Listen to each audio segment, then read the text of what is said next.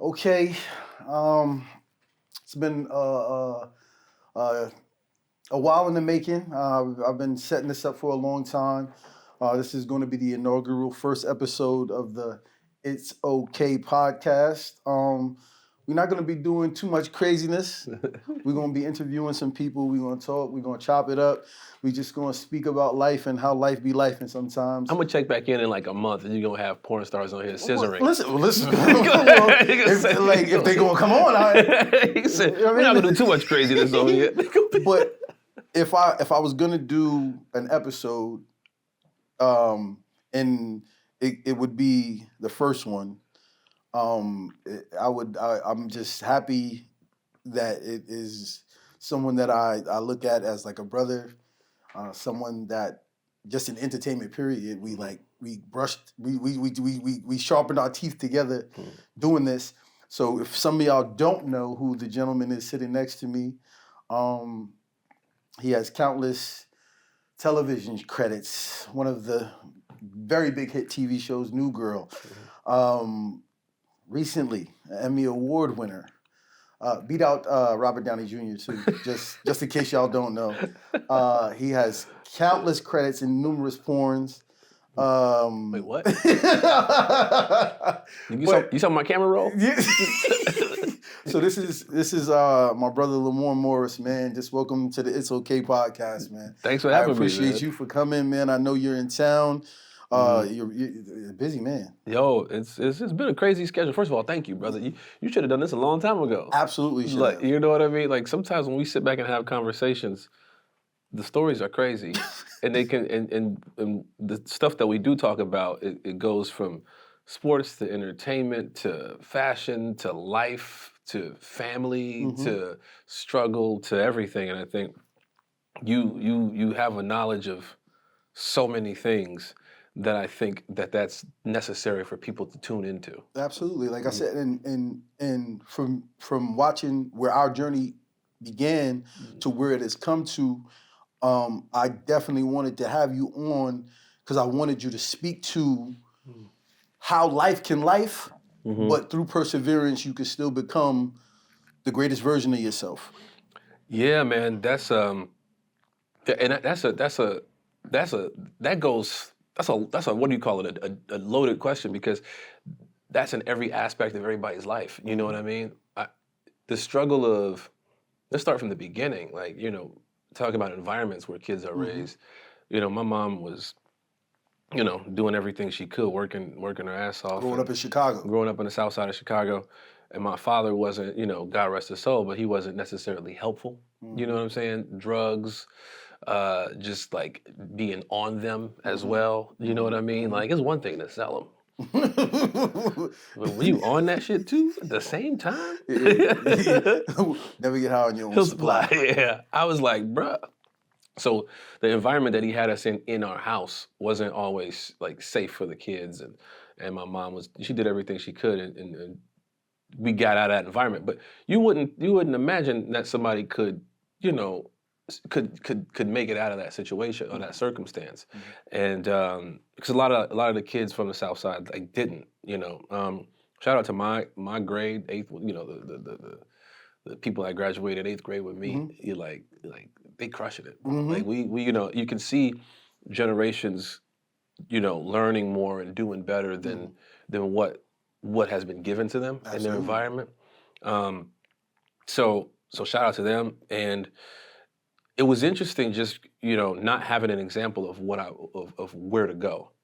Southside Chicago, we all thought we was going to be Michael Jordan. Absolutely. That was it. Like, everybody wanted to play ball. Everybody wanted to. Not LeBron James?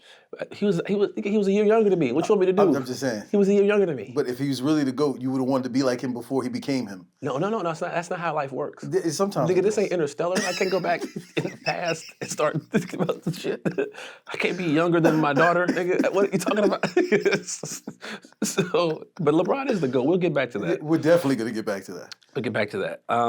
But I think it's interesting because we didn't have those examples, and so for me, it was my mom. It was my mom in the church, really pushing positivity and really pushing faith and really pushing just keeping your imagination open to things that seem impossible. My mom moved us from the South Side to the burbs, and that was just different. That was a different type of struggle, just because I was a fish out of water. You know what I mean? You go from the South Side of Chicago to like predominantly white school, where things that you are used to and accustomed to don't exist At all. at all. The way you think is different. You know what I mean? Bro, it was a wild moment when I was in the locker room putting on lotion and everybody was looking at me like I was in like I was in the zoo. Everybody was like, "Morris, what are you doing?" Putting on lotion. They were like, "What are you, a girl or something?" Is that Jergens? Yeah, everybody had cocoa butter. Everybody was so confused, and I was like, y'all don't get ashy? People were so confused, boy. By the end of the year, everybody was in there. Yeah, lotion it up. Oh, this is great. For no reason. For no reason. I feel so moisturized. Yeah, Tim in the corner just moisturizing himself. He was doing it on a different level. We was like, Tim, at this point, you're just masturbating. Why are you doing this to yourself? You know. So yeah, I just remember going through that. But it was in that moment that I saw all these kids that had these different aspirations. And they knew, like, kids wanted to be doctors, lawyers, scientists. They wanted to be athletes. They wanted to be all these different things. And I was like, man, like, I could do that. Exactly, because growing up where you grew up from, I can't speak to it because I didn't grow up there, but I know growing up where I grew up, you don't necessarily see those things until those things are shown. Exactly. Like, your biggest question every day was, all right, which route am I going to take to school? Yeah. Because I know this neighborhood and this neighborhood aren't getting along, or things of that nature. And then you come into a place and you're like, you guys don't have a route to get home from school, or y'all don't have to call and check in to make sure that you got where you're supposed to be. So I know it is a culture shock, and the beauty of that culture shock sometimes is that it forces you to see possibilities that might not have been in front of you before. Well, 100%. And so I fell in love with it, to be honest with you. There was like, I finally was able to see, and some kids could see it. Some kids have that. I couldn't see it until we moved, where I could see what was happening. I could see, like, and funny enough, it wasn't until I moved to the burbs that I realized I wasn't as good at basketball as I thought. It took that long? Bro, I was hooping. Bro, I was hooping up until like 8th, 9th grade. Bro, I got to the burbs and I was like, these kids are running full plays. This is not run to the basket and catch the ball. No, these kids are throwing alley-oops to each other and shit. I said, nigga, we're still children. How did you do that? So when did you realize that you were hilarious? You know what's interesting? I felt like that I didn't put it into perspective until later. When I was at church, when I was younger, I used to get in trouble for goofing off all the time. I believe it. But I would make the old people laugh. And they would just kind of let me do it. My mom wouldn't. My mom would always pinch me or like pull me back or like, girl. She would give me that. But then it was a lady named Sister Poole who once looked at my mom and was like, Gwen, you need to stop. You know, you was like that too when you was younger. Oh, to put mom in check. Bruh. I was like, wait, what? My mama tell jokes? My mama is weird. My mom was funny? Exactly. and then I was like, oh man, I got the green light, bro. I used to go off in church. And then they asked me to be in the church play. Where I had to do an impersonation of the preacher. I had to play him in the play and killed it. Everybody was like, you should be an actor, you should be an actor. And I didn't know what that meant. I was like, oh, I should, huh? Wait, what does that mean? Bro, went to high school, didn't make the basketball team. I was like, what am I gonna do with all my time? Because prior to this, it was basketball before school, during school, after school, and I was like, hold on, I ain't about to waste no more of my time. I'm like, what am I gonna do? And so I started taking speech classes and like radio and TV classes and acting classes. Anything. So you definitely were in the school in the burbs at that time then. Yeah. You see what I'm saying? You see what I'm saying? Because they didn't have that. Because they didn't have that, or that. They ain't had that at all. No. You know. And so when I got there, I started taking those classes, and it like my whole world lit up, bro. Like it became evident to me, like, man, this is what I want to do, and I'm glad I didn't know how hard it was at first, because I didn't approach it with this mindset that it's a difficult task. I just approached it like I'm just going to do it until and like forever. Like I didn't know if I wanted to be a TV actor or a movie actor. Just know you wanted to act. Yeah, in fact, I wanted to teach. I wanted to teach improv and comedy. And so I Because started one of the biggest improv places in Second groups City. is in Chicago, right? Yeah, Second City. Mm-hmm. So I was like, oh, I got all the resources here. You know what I mean? I just remember being sent to detention all the time for goofing off, roasting people. And I had one teacher, Mr. Dobez, math teacher, was super cool. He would let me do bits, Mm-hmm. but he was like, if you do it though, I am going to send you to detention. So before we start class, he's like, yeah, I'm 5 gonna minutes. let you commit the crime. Yeah, but I'm gonna send you to jail. Yeah, he's like, I'm not gonna stop you. He'd be sitting there laughing. He'd be sitting there just laughing, And just laughing. pointing to Yeah, the- and he'd be like, you know where to go. And I'd be like, all right. And I would leave. And I remember one time I was in detention, this woman, she looked at me and she was like, you know, you're in here all the time. She was like, have you thought about what you want to do after high school? I was like, yeah, kind of. I think I want to act. I don't know. And that's when she gave me the pamphlet for Second City. Okay. So then I ended up going to Second City. I ended up going to a college that was across the street from my apartment. Mm-hmm. It's a community college called College of DuPage. Mm-hmm. Couldn't have been a better gift because they have some of the best acting teachers in the world there. Mm-hmm. The best acting theater program, in my opinion. It was like, I mean, every kid there was on top of their shit. Mm-hmm. I got a scholarship there. Mm-hmm. I ended up getting the Chris Farley Memorial Second City Scholarship, so I didn't have to pay for school. And I was like, yo, this is great. I literally walked to school. It was, I'm not Back and just forth. when I say across the street, open the blinds, the school's right there. Mm-hmm. So it wasn't No big production. Like you just, it was laid out for you. it was laid out for me, and I was like, sometimes we overcomplicate stuff. And I was gonna go all the way downtown to Columbia and do the whole thing, and I started there, and then I was like, this is too much commute. I was like, I need my mind to be clear. I need to go across the street and learn how to act. Let me get rid of all the middle stuff. Learn how to act. Mm-hmm. So I did that, and then from there, bro, I was doing Second City simultaneously. Mm-hmm. I had this woman named Deanna Griffin. Deanna came to me and was like, she came to a play and was like, hey, we're starting this new program at Second City called Brown Co. So Second City has touring companies. Mm-hmm. You're on red team, green team, blue, whatever. You get sent all over to do shows, perform, get your chops up, whatever. Brown Co. was because they had a very low population of black and brown folks in the audiences, and they were like, why we ain't got no... Hence the name. Yeah, Brown Co. They were like, why we ain't got no black people in the audience? It's like, because you ain't got no black people on stage. So they started like grooming like some of the younger like performers to be like, hey, come to Second City. Because a lot of cats would just go to New York. Like that was it. If you're funny, they just like go to New York. But it was like, in order to stay in Chicago, like here's what we can do for you. We can put you on this stage and that stage. Bro, the rest was history. Once I got there, she kind of guided me, her and this guy named David Pompey. They kind of guided me on the business. It was just like, this is how you do this. This is how you do that. Every step. This is how you get a headshot. Here's 4 photographers. Call one of them. You ain't got the money? Figure it out. For sure. This is part of it. Yeah. You know what I mean? And it was like, I remember it was $380 to get some headshots, right? I was like, damn, I don't know how to make this money because I was waiting tables and I was making like $20, $30 So a you shift. were the typical actor. Yeah. You were the prototype actor waiting tables to pay for acting. Bro, that's how it was. Like Yeah. I was just following the blueprint. Like this is what you do, right? You work to get to that, but how do you get to that? You gotta go make some money. How do I make some money? Bro, I just immediately I started calling homies like, hey man, can I borrow $20? Can I borrow this? I had one buddy, my boy Pete, shout out to Pete. Pete hit me up and was like, oh, I got you. He gave me the money for the headshot. He just paid for the headshot. I was like, bro, I owe you. And until this day, still one of my best friends in the world. Like, and you need people like that. in You your life. absolutely need people like that. You need people to believe in you as much as you believe in yourself. Right. Because that's the only way to succeed. Right, 100%. People think they can go at it alone and like you can do all these things by bro.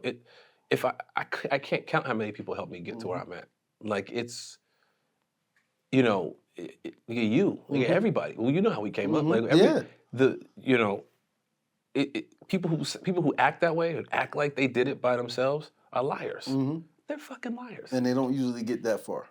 Exactly. It's almost like when you say, "I'll see you on your way down." It's Exactly. like I will, and but I credit all of my success to other people, to my talent as well. But it's other people who kind of allowed me to be myself and allowed me to thrive and to give me that support and to push me to those places that I needed to go. And that was a perfect segue into what the next question was going to be, because I know for a fact you started as you were doing like Second City and you were coming out of college, you started to do a lot of commercials and you started doing things like that, because a lot of people may have seen you places, and then that big bang hit when some of these kids don't even know what BET is anymore. Yeah. They don't like They BET, don't. like they've never heard of it. Like whenever I bring up BET, they're like, what's that? Yeah. And I say Black Entertainment Channel. Black people have their own channel? What is that? So you got your own month, and you got your own channel. What else do you need? So this is what, October 2005?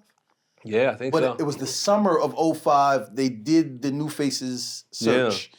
So for those of you that don't know, BET was a channel that rivaled MTV. And it was predominantly Black-based or culturally based shows where it was Rap City, it was things of that nature. And they were going to a younger, fresher demographic, and they were looking for new hosts for various shows that they were going to either create or they were going to replace hosts on those shows that were already there. So they had a nationwide competition where they were looking for talent to come and audition to be one of those new people. So I auditioned in New York accidentally. Yeah. Like literally, I had one Rap City, I had one Freestyle Friday on That's 106 right. in Park about a month prior to the auditions. And a couple of friends of mine, shout out to Bradley and Joe Kima, because they wanted to try to be hosts on the networks. So they wanted to audition. In order for me to wait online with them, I had to audition as well. So I auditioned. Carlos King, shout out to Carlos. He's the one that did my initial audition Okay. and pushed me through to the next round and the next round and the next round, and eventually got the call to be on New Faces. Yo, that's dope. So we walk in, they call us and they say, okay, we want you to come to the Hudson Hotel in Manhattan. And I said, all right, well, what are we doing? They said, we just want you to come to the Hudson Hotel. We're going to let you guys know what's going on. So we didn't even know it was going to be multiple people Bruh. at the time. So we show up and we just meet this cast of people. So it was me, it was you, it was Roxy, shout out to Roxy, Terrence J, DeMarcus, Alicia, Shaming, Nana, and Crystal. Was that the 10? Tangi. And Tangi Larkin. I love you, mama. Yeah, so it was us 10, and they didn't tell us what we were doing or anything like that. And they just constantly threw things at us every day. And the one thing I always remember is that out of all of us, because most of us were all novice at the time, except for you and Roxy for the most part, because Roxy had already been doing radio in Chicago, if I'm not mistaken. Yeah. And I think Tangi was doing some radio as well. Yeah. And for y'all, so if you remember the original iPod commercials, there's a silhouette of a girl with an afro dancing with the headphones on. That was Nana. That was Nana, yeah. That was Nana. So you guys had like the most chops in the situation. And I remember, because they used to pull us into the interview room, and they used to ask, who do you think we should pick? Who do you think? And I used to tell you all the time when I came out, I said Lamorne for sure.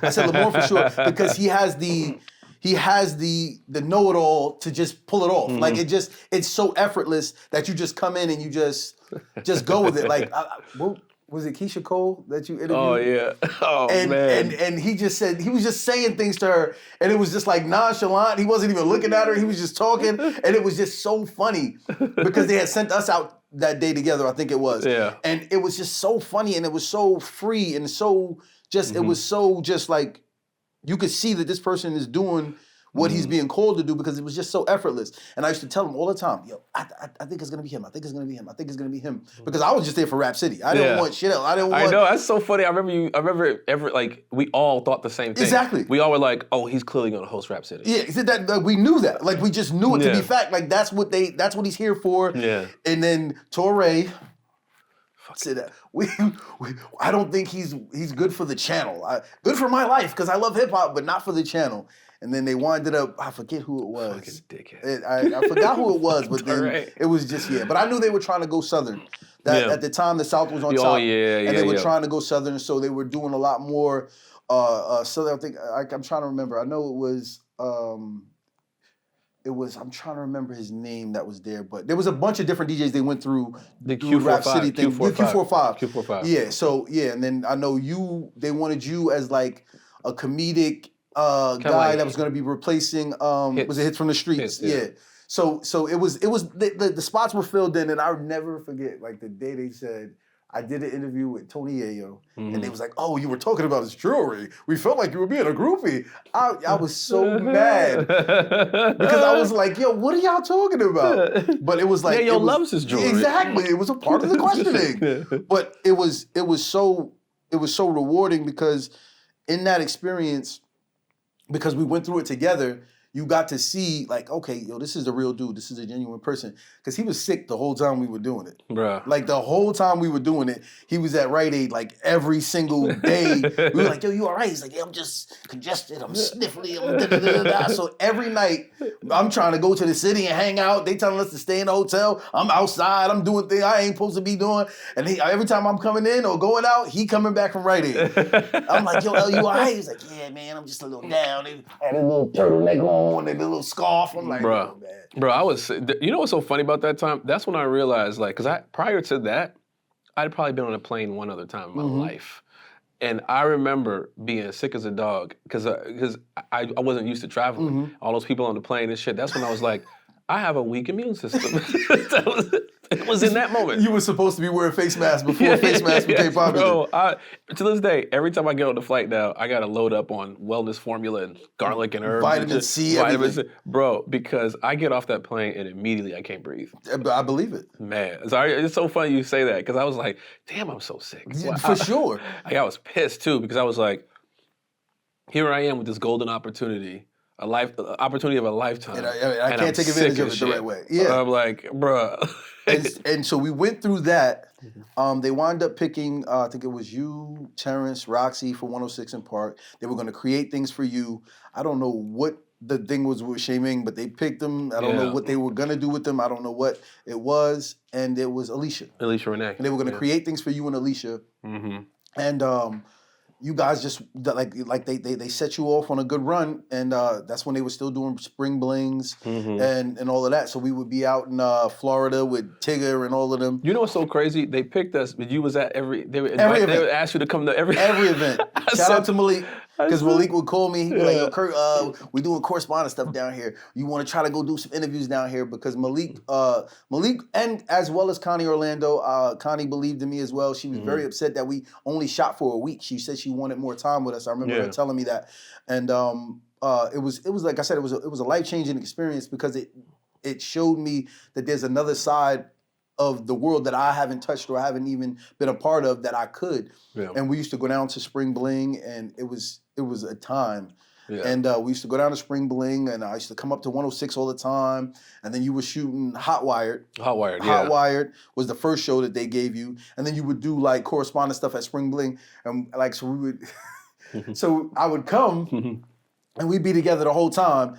And like they put him out on the beach, and he was supposed to go make fun of people and talk about girls' bathing suits and things like that. And I used to just come up with jokes on the spot and come up with different bits, and they would just let me and him just freestyle things, and then he would do them, and then they were like, "Oh, this is so good," and things like that. And it was just so fun and freeing, and it was a different aspect than I had seen. And then, like I said, you progressed through there, and then you guys became a name. Right. You moved to Jersey. If I'm not mistaken, you guys. Because before, at first, I was still in Chicago. Yeah. And I was flying back and forth, and they said, "Yo, you gotta make a decision." And I was like, "Yeah, I made it. I'm gonna stay in Chicago, and then when y'all need me, just fly me out." And they were like, "Well, after this month, we're not paying for no more flights, so you gotta make a decision. You gonna move here or not?" I was like, "Damn." That price difference between Chicago and New York. Absolutely. I said, based off what y'all paying me, I don't know if I could do this. And like, it was one of those weird moments because obviously you got to move to what the money is, but the money was okay. It was barely getting by type money. Yeah, it wasn't extravagant. Not at all. Because I still have the contract. Right, bro. I still have what the original, remember they put it in front of us originally, and I still have it. Bro, that's crazy, right? Yeah. And I was like, okay, so this is a livable wage, yes, but you want us to look a certain way when we go out.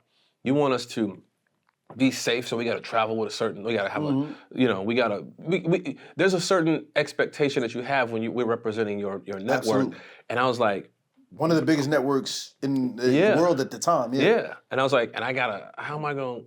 I'm barely covering the rent, and I moved out to Jersey because it was a little cheaper in Absolutely. Jersey, Right across the water. Boom. right across the water, and so I just remember being like, damn.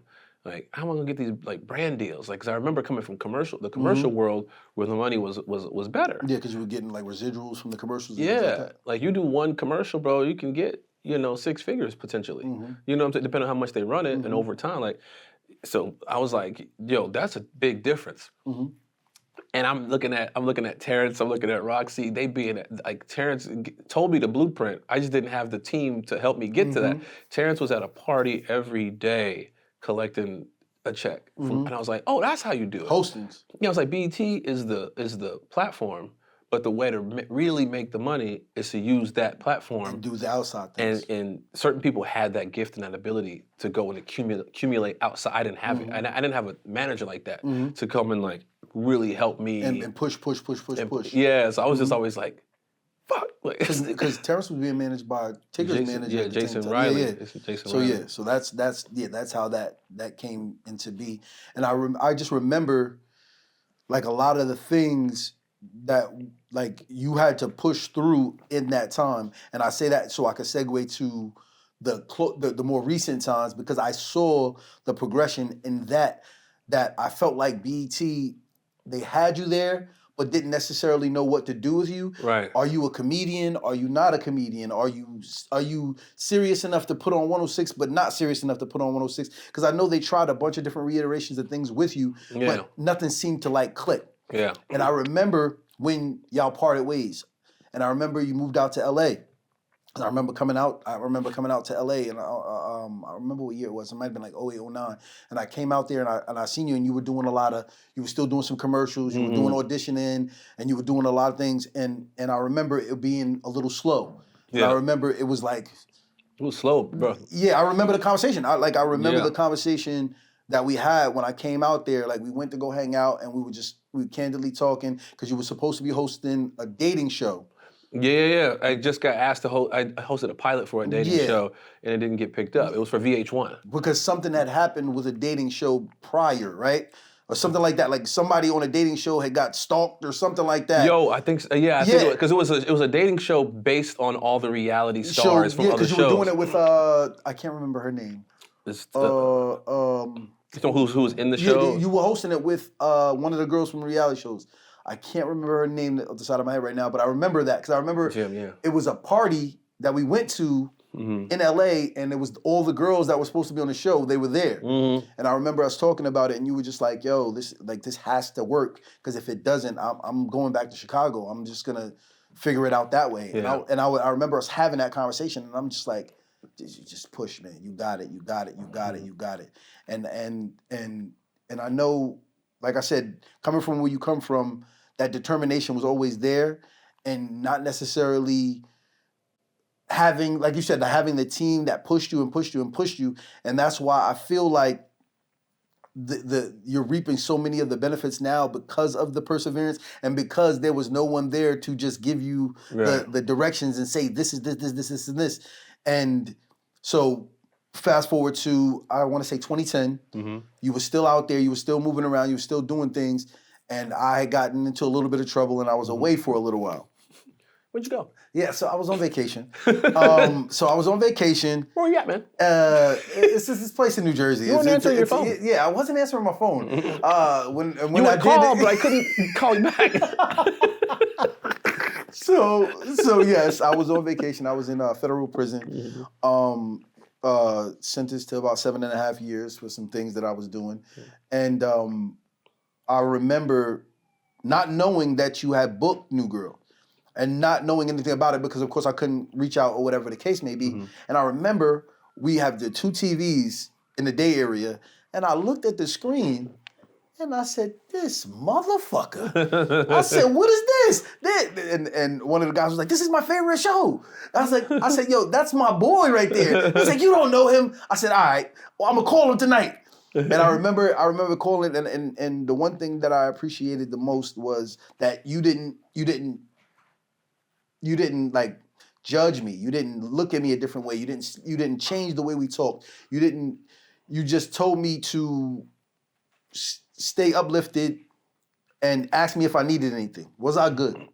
Knowing that you were just starting out on a journey for you that hadn't necessarily panned out yet, but you still had the heart and the love for someone that you perceive to be a friend / brother, and you just kept me uplifted, because seeing you on that screen and seeing you succeed is one of the things that absolutely helped me get through that, because then I got to see that, yo, this is my friend, and I know what he's been through, and I know what he's going through, and he's absolutely killing it right now.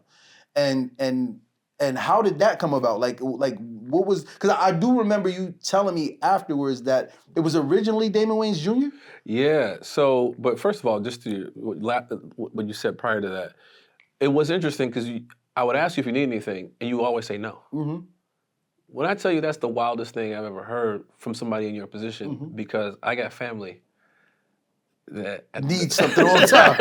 But it was more I was so, like, how this nigga don't need nothing? Because it was more so a feeling of, I know what it took for you to get to where you are, and I know what it takes for you to stay where you are, and having the clingers on that need you for things at all times.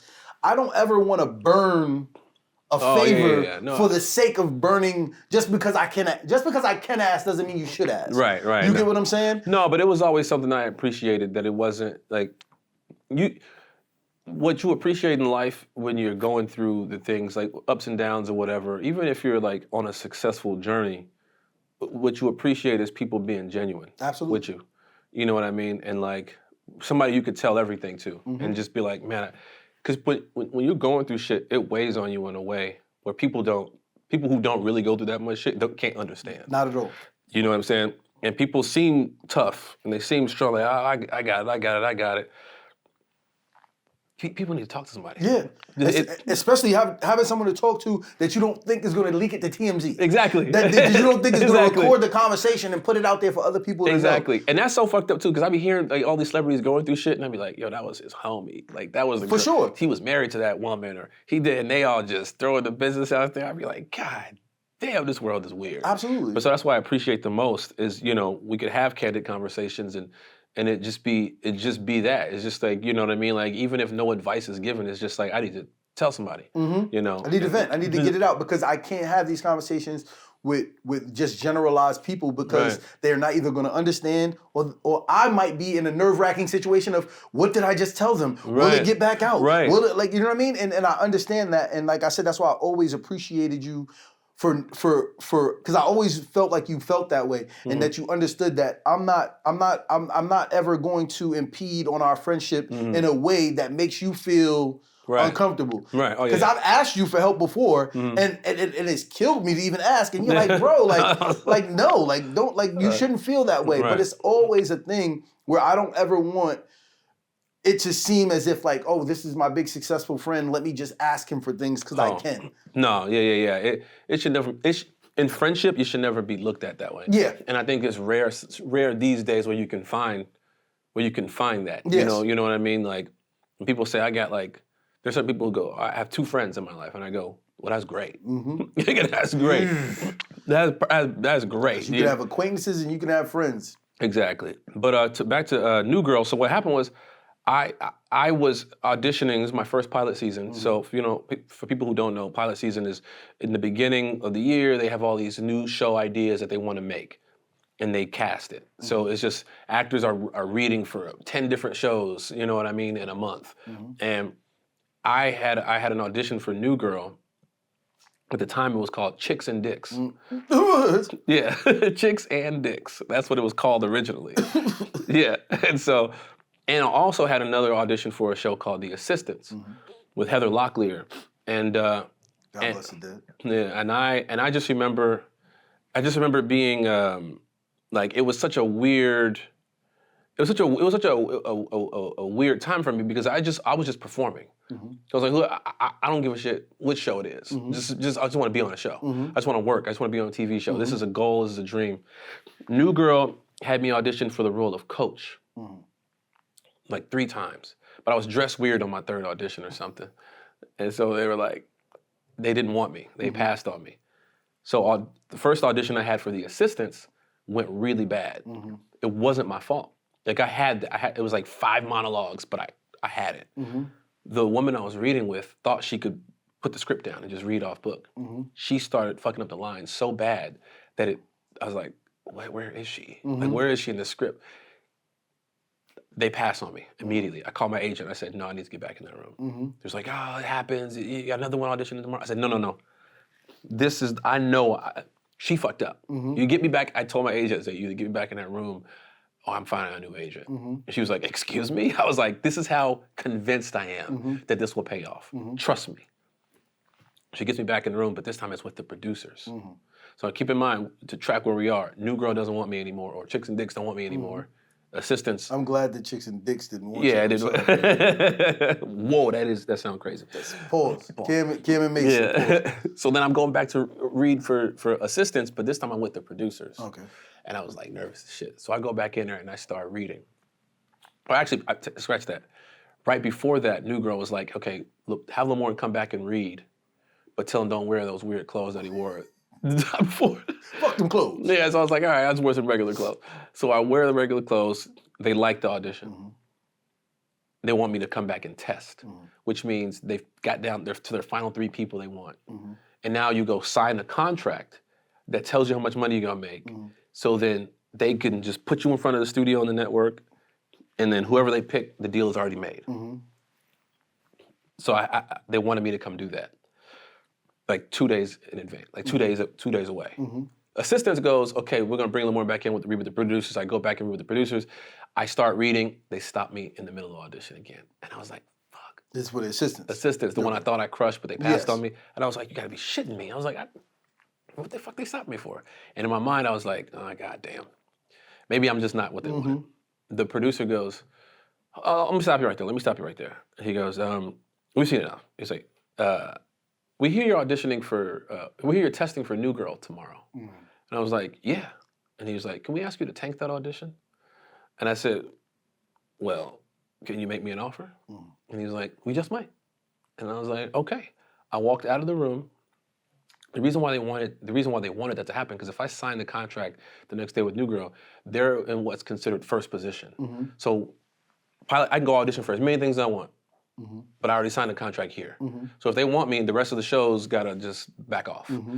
And so the next day I had a little powwow with some friends. Mm-hmm. Chad Bozeman was one of them. God bless them. God bless her, Gina Rodriguez. She was like, they both were like coaching me on the pros and cons, Mm-hmm. you know, and basically what it was go audition for the show you want. You're just starting in your pilot season. There's gonna be many shows. Mm-hmm. Go audition for the thing you want, and what's yours is yours. Absolutely. Now, if a contract offer comes in, take the offer. Mm-hmm. But right now, there's no offer in. Mm-hmm. I go to do the New Girl audition. I'm sitting there. They're about to ask me to come sign the contract. As soon as I walk up, the casting director calls me in. He's like, Lamorne. And he's like, here's a pen. I'm about to sign the contract and go read. My phone, I forgot to turn my phone off. My phone started ringing. And I was like, oh shit, sorry. I look at it, it's my agent. Mm-hmm. And I looked at the casting director and I was like, I gotta take this call. And he looked down at my phone and he went, fuck. Because he knew that it was my agent. Mm-hmm. My agent the day before kept telling New Girl to make me an offer. Mm-hmm. They were like, CBS is gonna make him an offer. You make him an offer. And they were like, he's not a celebrity. We don't know who he is. Why would we make him an offer? Mm-hmm. Who does he think he is? Mm-hmm. And right before I signed that contract, phone rang. I was like, I gotta go.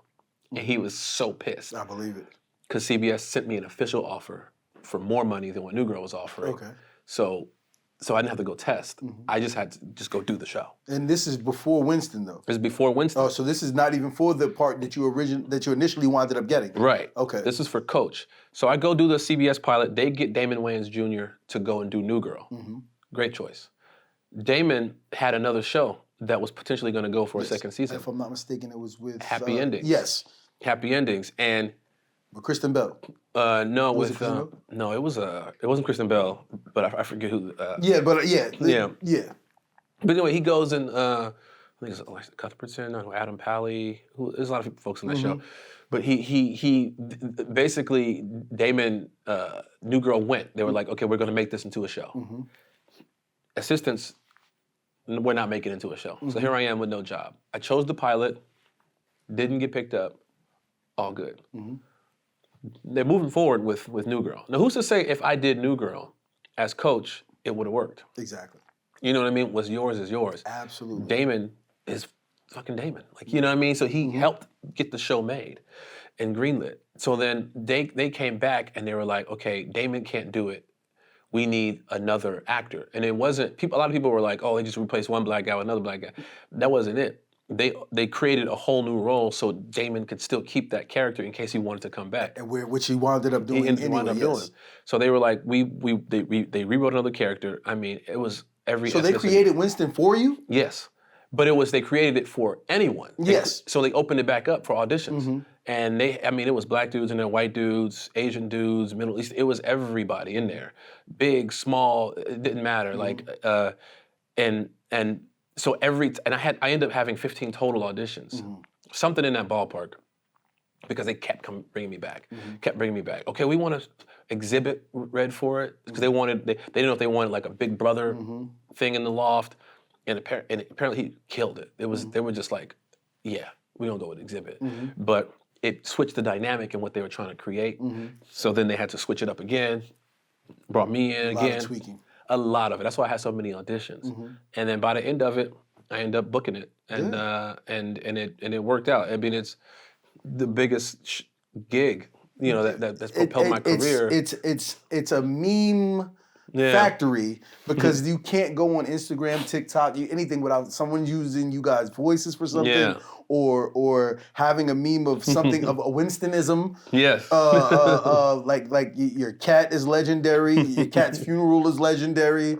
Your sweaters are legendary. Yeah. Like literally, like one of the biggest takeaways from that show was you guys' rapport and your relationships. And your relationships have outlasted the show because you guys are really good friends.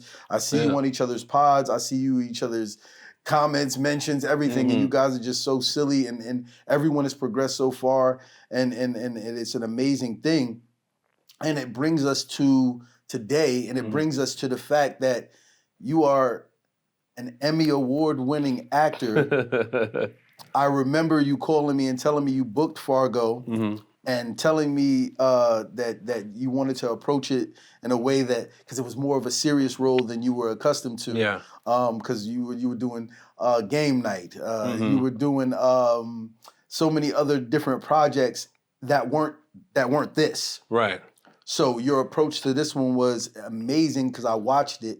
And Fargo was like a running show on that and network. it's an anthology series. Yes, so it was always something that was serious and intense and things of that nature. So when you were announced for it, it was like, let's see where he can take this. Yeah. And it was never a question for me because, like I said, I've always seen you as someone who could turn it off and on no matter what it was. You know what's interesting about that, me doing the show, was that it wasn't, like there's this misconception about when people get typecast.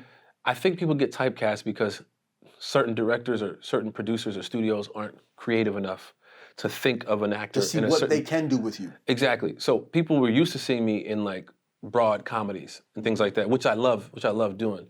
But Noah Hawley saw, this was an offer. I didn't audition for Fargo. So whenever I get an offer for something, I ask the creator or whoever is making that offer, what about my past work did you see that makes you feel I could do this job?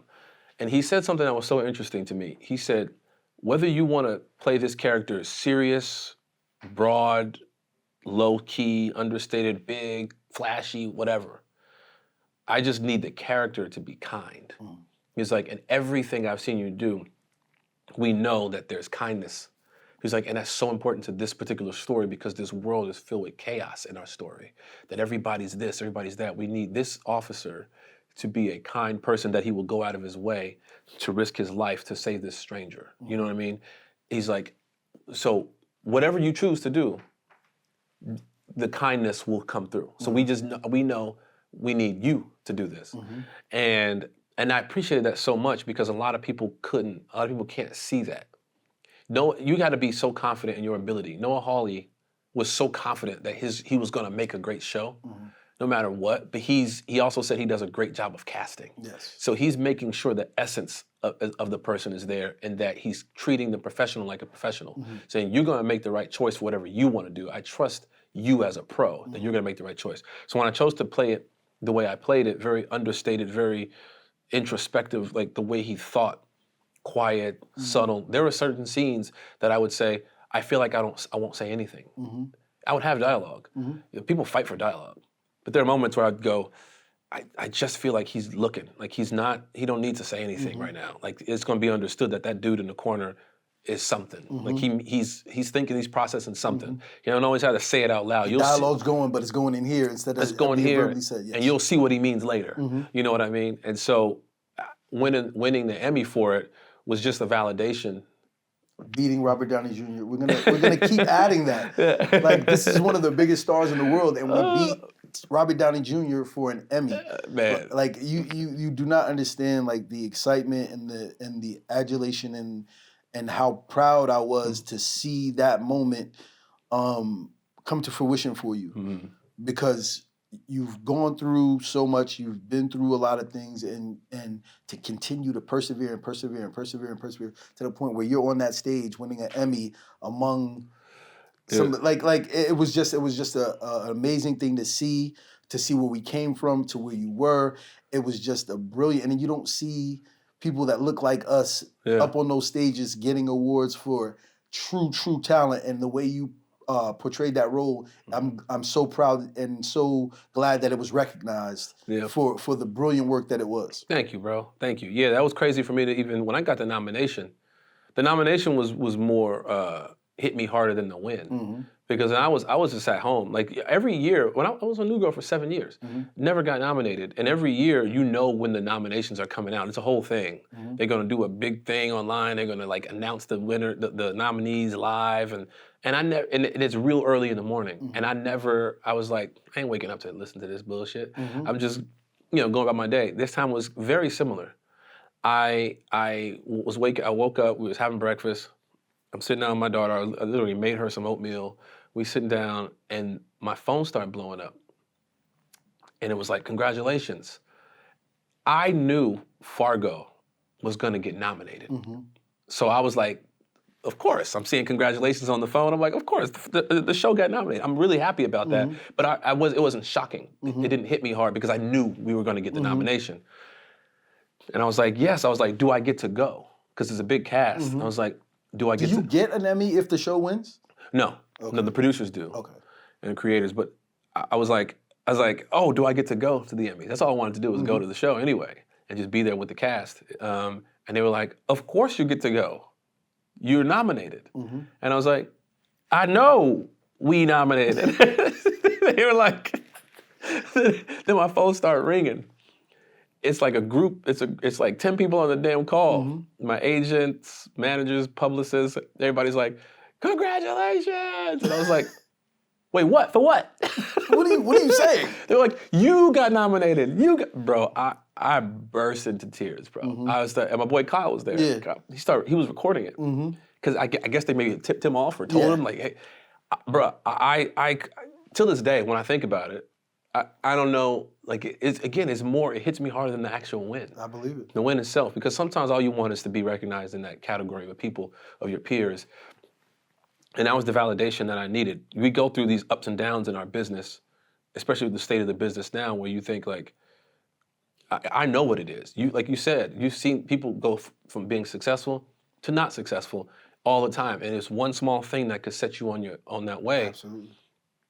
BET was a success story for us, just being on that public platform. Then I was moving to LA, and then I lose everything. You know what I mean? Like, that was a lesson in like, oh, this can go quickly.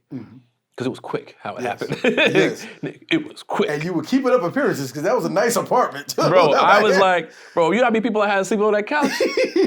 Well, like roommates and shit. Nigga, like, can I come stay at your crib? Yeah, you got $20. Like, yeah, I slept on that couch. Bro, it was wild, bro. So I knew in that moment, like, man, this could go either way. So when you win something like that, it's just a reminder. Like, no, you keep doing what you're doing. Like, people are recognizing it. And so yeah, it was a very, like, to this day, one of the like craziest experiences that ever happened to me. Speaking of, because you broadly, like you little mention of my baby girl. Oh yeah.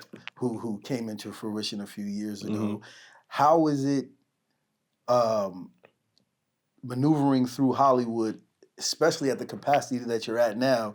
Because I know things have ramped up so much more since the Emmy win, and being a dad. Man, somebody, I'm not gonna mention who it was, but when I knew I was having Lily, I told a friend of mine, this director, and her father was a famous performer. Okay.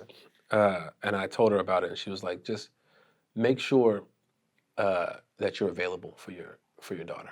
She's like, that's it. She was like, it doesn't matter what it is, just be around, just be available, because she's not going to care about anything you got going on career-wise. She's too small. She don't know. Mm-hmm. It's not important to her. She just wants daddy. Mm-hmm.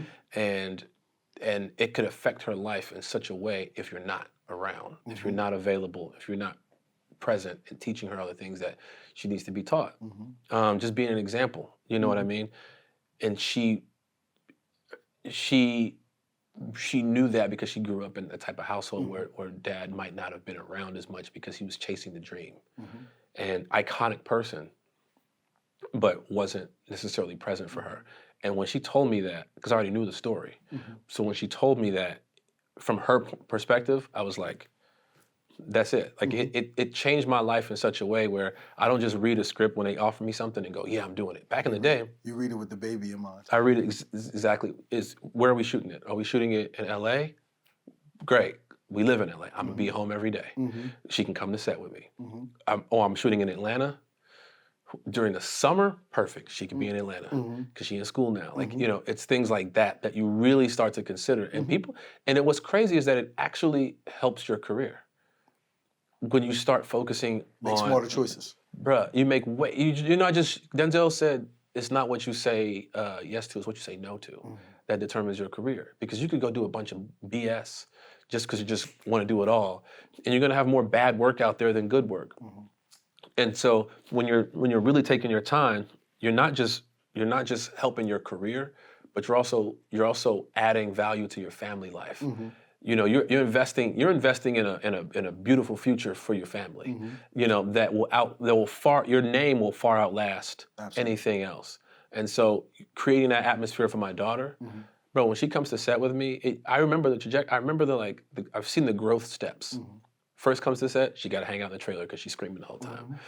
Mm-hmm. Then she started getting used to the process. Mm-hmm. Now she's like hanging out with the camera operators, literally behind the camera thing, looking in the lenses and trying to figure stuff out. Like hanging out in Crafty. She knows exactly where craft services is.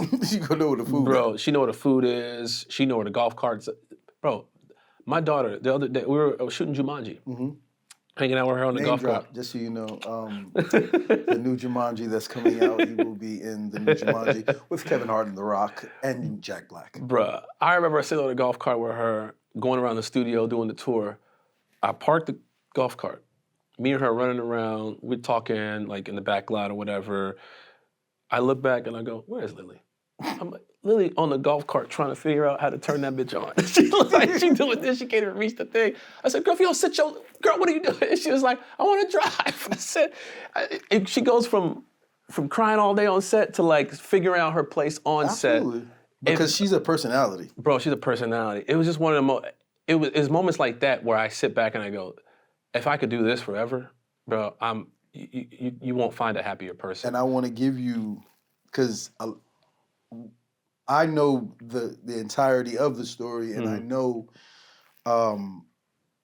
how important she is to you, and I'm just giving you the credence and the credit because a lot of people aren't going to tell you this, that you are an amazing dad. Oh, man, and I know that your choices and decisions have always been for her best interest. Right. And I say that because now one of your new decisions is what you're in town for now. Yeah. Is a decision I'm positive that was made because of her, that you're now the new voice of Garfield. Yeah, playing Garfield, man. Garfield in the series. So in town for upfronts to go promote it. And bro, I always said, when she was born, like she would turn the TV on sometimes when we were watching TV. Can't watch that. Can't watch that. Can't watch that. And then my face would pop up, right? And she would see, oh, can we watch Daddy? Can we watch you? And I'm looking at the you can't watch that. I mean, definitely can't watch that. Like, it's too adult for you. So I was like, man, I really want to. Eddie Murphy had that whole streak of just like Disney films and family Pluto films. Nash, oh my God, bro.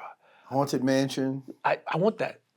Yeah. I want to big weird for the kids. Yeah. You know what I'm saying? Yeah. Like, I want to be able to just have this wealth of footage out there that kids can watch. And especially my daughter, because there are times where I'm just like, bro, she'll catch me. I do a New Girl rewatch podcast, so I gotta watch New Girl a couple times a week to talk about it on the show. Episodes. Sometimes she's sitting right there with me, and I'm just like, fuck it, she gonna watch. She gonna watch it. She gonna watch it. Like she gonna see it eventually. She gonna see it. You know what I mean? Like, and so. But I definitely want to, like, I was watching this one movie with Marlon in it, Sleepy Hollow. Yeah, The Curse of Sleepy Hollow. Bruh, she loves Marlon Wayans now. Yes. Like, she loves him. But then she'll see, like, a poster with him on, like, him. Yeah. You go, can't watch that. No. Can't watch that. You can't watch his special. Can't watch Scary Movie. You No. can't watch that. So now I'm like, we just got to go watch the Sleepy Hollow. Yeah, again. We gotta go watch Yeah. Sleepy Hollow. Oh. So, and I'm almost certain that's the reason why he did that, because he has kids. Quintuplets? What was it? The other one? Sextuplets? The one where Oh, he's yeah. That one as well. So that's where I want to take my career. So Garfield is definitely a big part of that. I have another movie that I'm not even gonna mention it here because I can't even mention it yet. But anyway. This is not the one you're going to be in town for next month. This is a different. No, that one's that's Spider Noir. Yes, so I didn't know if that was the one you were talking about. I can mention that. But now we're there. Yeah. So you're going to be in town again next month, doing a lot of press for Spider-Man Noir. Yeah. With Nick great Cage. Nicolas Cage. Nicolas Cage. Yeah. This one is it's a different look at Spider-Man that we've never seen, bro. It's black and white. It's a noir. It's crazy. It's I've never seen anything like it. You can watch it it's going to be on Amazon Prime, but you can watch it in color and in black and white.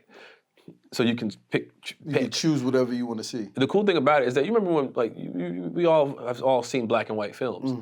And remember when they were, like, introduced color. Like, you watch some of those old films that when color was first introduced, how bright and looked like they kind of colored it in. It was that's what they did with this. It's one of the coolest things I've ever seen. There's actually a YouTube of the first colored show that they ever put on television. Really? Yeah, it was like a news broadcast. Like they made it a big thing where they announced color was getting added to the shows, and it was like you just said, it looked like they colored it in. Yeah, man. So that's what our show was an homage to that. Yes. You know what I mean? So I think people are really going. So was it great working with Nicolas Cage? Dude, I've never worked with a cooler actor. He's like, first of all, he's Nick Cage. Yes. Every day he shows up in like $1 million car. I believe something crazy. He's like jewelry everywhere. He's so flashy, but in the most humble way. He's the guy. Like, it's so wild. And then when you get on set with him, he's so peaceful. He knows his lines. He's off book. He never drops a line. Everybody drops a line. When you're acting, you always fuck up. Not him. He's so prepared and so ready to play. You know what I mean? It's so encouraging. He's always like, I want to try something. He's like, go for it. Yeah, go for it. Yeah. And you know, Nick Cage, he's always known for like flipping out in the middle of a scene. Like, he's the boldest actor. He makes these big choices, which has created this life for him. You know, and so he's just one of the coolest guys that you would ever work with. And he's like you. He'll talk about anything. He knows something about everything. That's the best. Those are the best conversations. Right. I remember one time my barber sat down and started talking to him about old record players. Bro, it was wild to me. Because my barber, I know Rob loves old records. And he has all these cool old shops that he knows that can fix an old machine or whatever. Bro, I sat there one time where we were sitting down.